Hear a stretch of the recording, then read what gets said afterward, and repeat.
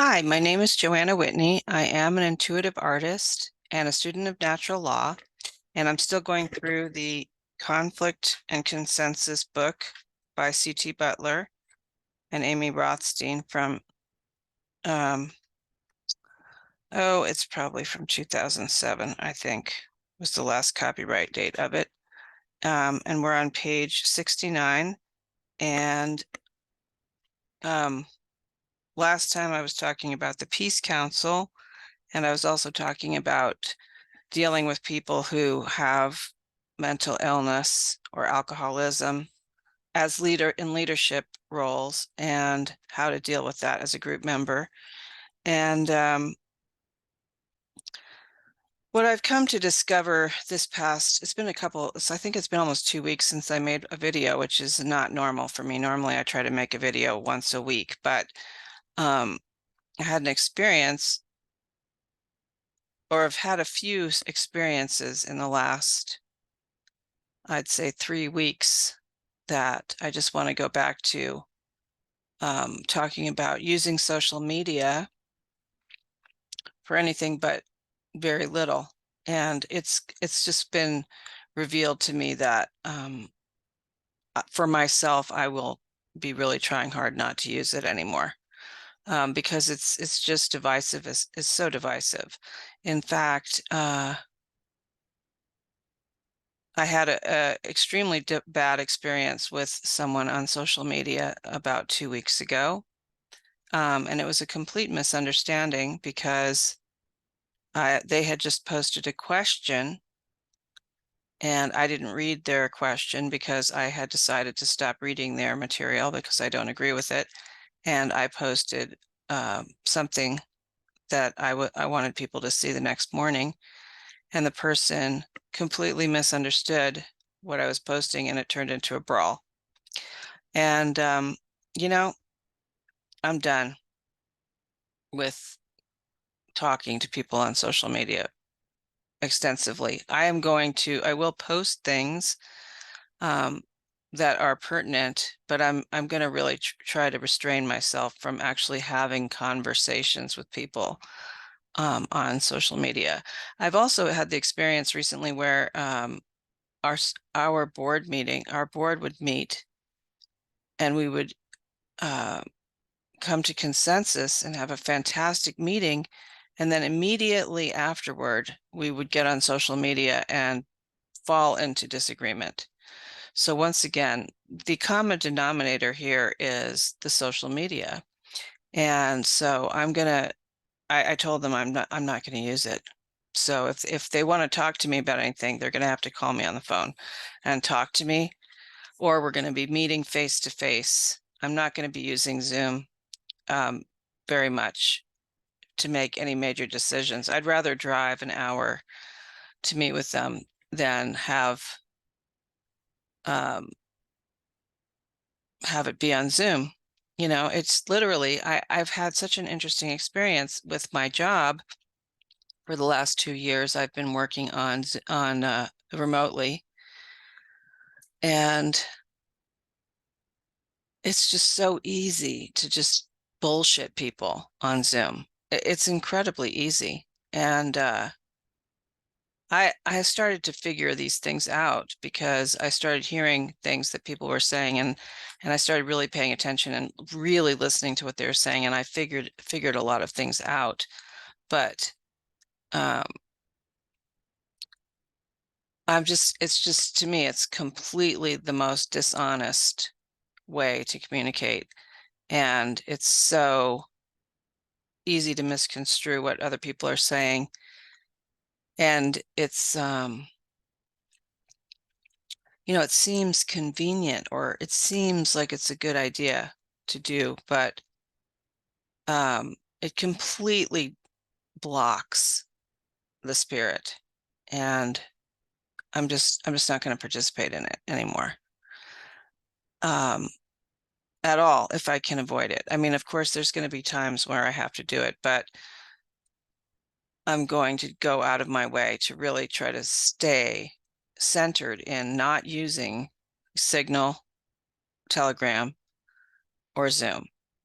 for the most part, except to post announcements of the barter market and other things like that, but to not get into conversations with people at all. So that being said, I'm just going to get back into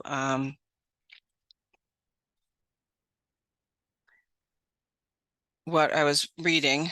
And so again, where we're at in this book is he's talking about a big meeting, like a big community that's been developed or is being developed. And I don't think we have that at the moment. We might have that at some point, because we do have this gentleman who is developing that health summit in Loveland, and he lives in Weld County, and he wants to be part of the freedom movement, and he is developing a large-ish sort of community that puts on events. And so we could, down the road, I could see that we could find our way to needing this kind of structure. But I am going to read it, even though we don't need it, just to show how much thought and care used to go into creating a group, because we did used to care about this. And I am a big proponent of the old ways because they worked. I am not interested in moving forward into AI and everything that seems to be going with it. So page 69 of the book is talking about orientation meetings. So they say the orientation meeting takes place as often as needed for the orientation of new members to the freedom community. It will include, but is not limited to, a history of the freedom movement, the decision-making structure of the freedom movement, an introduction to the formal consensus decision-making process of the freedom movement, a brief lesson on nonviolence and community, and some fun and games. The membership committee will be responsible for organizing these meetings. These orientations will be open to all freedom members. So I just put that word freedom movement in there because I didn't want to read community X because it wouldn't make sense. But for example, let's take the barter market, for example. We have 4 people on the barter market board, but we might at some point be open to expanding to other people. And if we do that, we're going to want them to go through a process to become members, because we've been through a process together. So you can't just jump in without educating yourself. Like, we would want them to read this book, the formal consensus book. We'd want them to read the hometown money book, and we would want to compile an orientation and a history of what we've done together. And we would want them to integrate into formal consensus. And we'd like to, a brief lesson on nonviolence and community. I mean, that right now we have 4 people, 2 of whom are teachers and 1 of whom knows nonviolent communication. So should we ever get into an argument of some kind, I know that we'll be able to work it out. But if we grew, we would have to organize these separate committees and have the new members go through a process where we would learn how to practice nonviolent communication.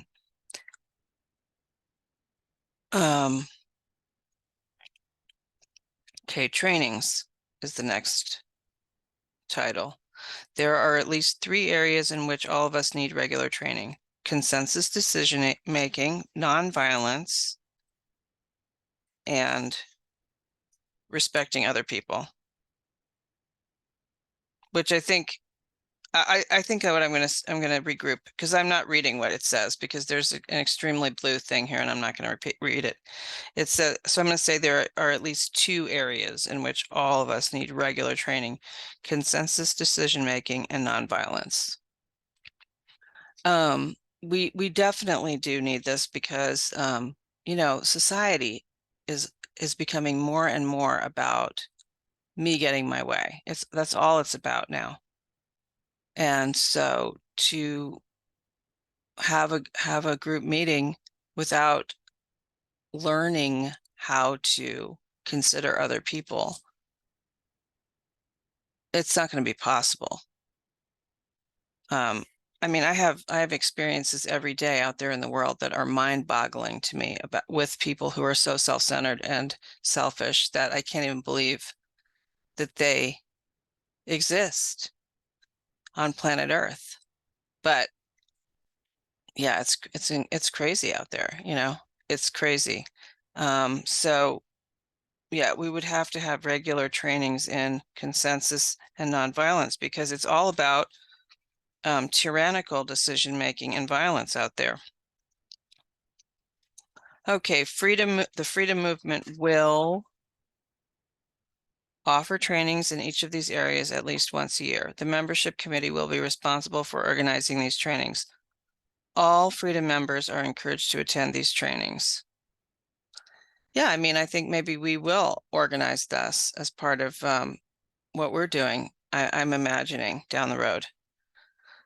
Since the whole purpose of what we're doing as a barter market is to create community. So at some point, we probably will have enough people where we will organize these trainings. Committee meetings. There are 14 standing committees. See the section on committees, which is in a couple of sections, for more details on each of these committees. In addition, there will be ad hoc committees as needed, created by the members, the affinity groups, or at community meetings. All members of the freedom community are expected to be on at least one committee. A quorum at each committee meeting is at least 3 committee members. Each committee will meet as often as necessary to conduct its business. Each committee will be responsible for carrying out the tasks assigned to it and will report back to the sponsoring body on its work. Any decisions proposed by any committee must be brought to an affinity group or community meeting and put on the agenda. No committee has authority to make decisions in the name of the freedom movement, unless explicitly charged with that responsibility for a particular decision by the executive committee or the community meeting. So how can I translate that? Well, I mean, I could kind of see, for us, like we just did a barter market on Saturday, and now we're going to get together on Wednesday to debrief. And we could have, we have this on our agenda that we could meet in a Zoom meeting to debrief. However, one member has a couple of agenda items that would require that we talk to each other. And I know already that it's so much better when it's face to face that I'm not even going to bother doing Zoom. Because I could just feel it in my guts that it just wouldn't work. Because these decisions are big decisions. And when we're on Zoom, we're not really together because we're each alone behind our camera. We're not actually physically together, and therefore the spirit is not with each other. We're not with each other in spirit. The spirit is like, I have the spirit with me and they have the spirit with them, but we're not together. Our spirits are not connected. So it would be easy to make a dumb decision or to be rolled over by a steamroller in a situation like that. Oh, as well as, just being distracted. Like it's so easy for me personally to just not even pay attention on Zoom and make it look like I could be surfing the internet and pretend like I'm, paying attention. Whereas if I'm face to face, I'm fully engaged. So I'm going to drive the miles to get there. Special meetings. From time to time, the executive committee might decide to hold a special community meeting. This meeting may be empowered to make decisions for the freedom community if all current members are notified of the meeting agenda, time and place by mail at least 14 days prior to the meeting. Any affinity group, council, or committee may hold special meetings as desired, so long as all current members of that body are notified in a timely fashion. Committees. There are 14 standing committees. Ad hoc committees can be convened as needed by the members, the affinity groups, or at community meetings. Membership on any committee is open to all members of the community, of the Freedom community. A minimum of 3 volunteer members will be appointed to each committee at the annual community meeting. Internal structure and process for each committee is determined by each committee. Each committee will be responsible for submitting an annual operating budget, January 1st through December 31st, to the treasurer by the end of September each year. Executive. The executive committee is composed of the treasurer, the agenda and schedule coordinator, the current convener of the Elders Council, and 2 additional past or present elders appointed at the annual community meeting. There are no regularly scheduled meetings of the executive committee. It meets only as needed and can be convened by any one of its members. The executive committee is responsible for oversight and coordination of the annual community meeting, including appointing the convener of it. It is charged with fulfilling the decisions made at the community meetings. The executive committee cannot make policy. However, it can, when necessary, make decisions in the name of the Freedom community for which there is no existing policy decision or about which the policy decision is unclear. Any decision made in this manner is provisional until the next scheduled community meeting, when the decision will be revisited and a consensus must be reached for the decision to stand. Financial. The Financial Committee is responsible for general fiscal management, including oversight of the treasurer and the annual budget. The Financial Committee recommends an annual budget to the community meeting for approval in October for the following calendar year. The Financial Committee meets as often as needed, but at least twice each year. Once in early October to create a proposed annual budget, and once immediately following the annual community meeting, where at least 3 members volunteer for this committee for the coming year. Membership. The membership committee is a minimum of 3 volunteer members appointed at the annual community meeting. This committee will organize and facilitate orientation meetings. The committee will keep records of attendance at orientation meetings. The membership committee implements the membership policies of the Freedom community. As a minimum, requirements for becoming a member are, and this is going to be good, I think, probably. 1, attend an orientation meeting. 2, attend at least one Freedom community sponsored event each year.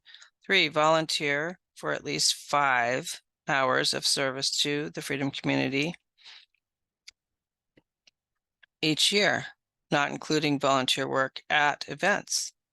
And 4, regularly attend the meetings of at least one committee. Note, the Freedom community makes available financial assistance for all community events so that no one is unable to become a member because of a financial barrier. The membership committee will consider exemptions for those who have challenges and are unable to fulfill these requirements. It will be the membership committee's responsibility to record and maintain up-to-date information on members' volunteer time and evaluate fulfillment of the membership requirement for each member on an annual basis. So that's where I'm going to stop for tonight. Let's see, today is the 5th. So, I mean, I can see our barter market growing to be larger and utilizing some of these things, and I can see other groups forming also.